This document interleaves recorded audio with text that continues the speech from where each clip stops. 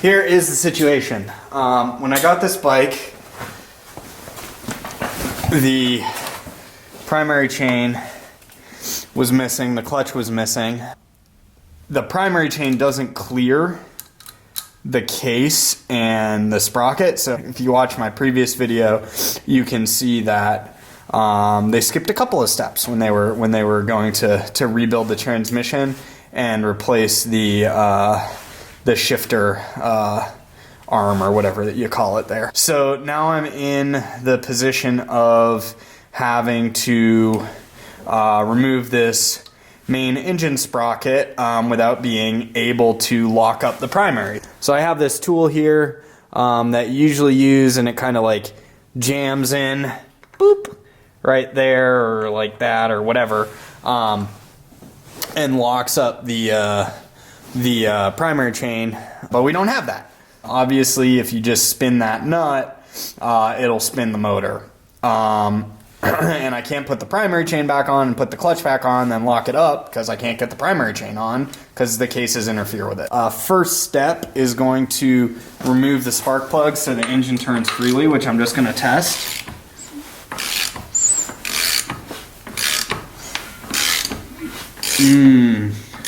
Love the smell. Oh, there she blows. Okay.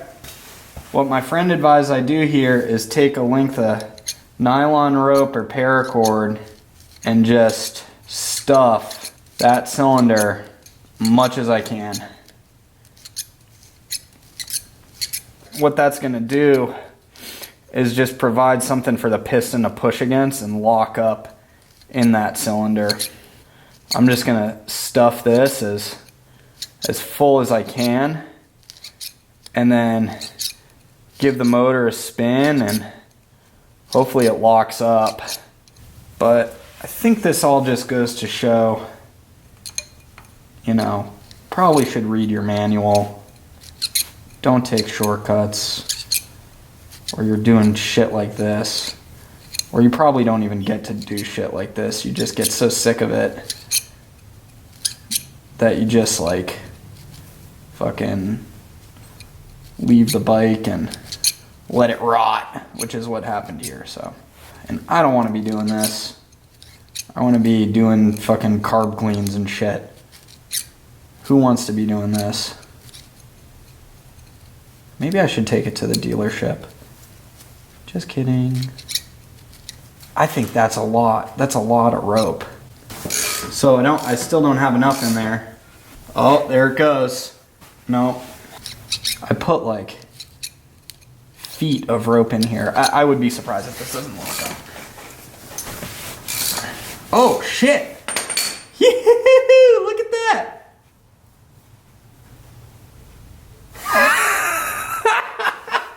I didn't even need to use the impact. Oh my god. What a relief, dude.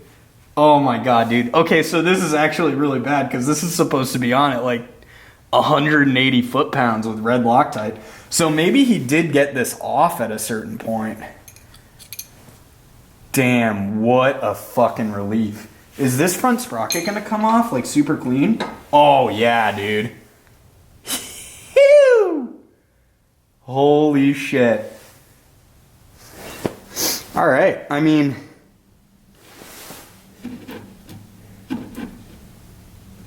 this is truly excellent news. So, basically, I mean, you saw it come off with hand tight almost. I mean, as close to, that was pretty loose. But I put a little bit of pressure on it, but really not nothing. So, I mean, close to nothing. So what I'm gonna do here is take this out. Just comes out pretty easy, actually. All right. Obviously, there's some oil in there, which I will be draining completely. I was so shocked because that's a 200 foot-pound nut. I think the torque spec on it is supposed to be 180 foot-pounds. So pretty tight. As an old buddy of mine used to say, that's at least a couple ooga boogas when you go to tighten it. So I was expecting to have to hit it with the impact, but even if you hit it with the impact, just having that nylon in there, that paracord in there, should give you enough resistance just to break that nut. So, and then when we go to actually put the nut back on, we're gonna be able to do it properly with the proper tool. So, pretty fantastic news. Yeah, I'm thrilled right now. I might move to start to actually install that primary, or at least get, you know, a test fit on there. See what it looks like. Just to feel something, you know. All right.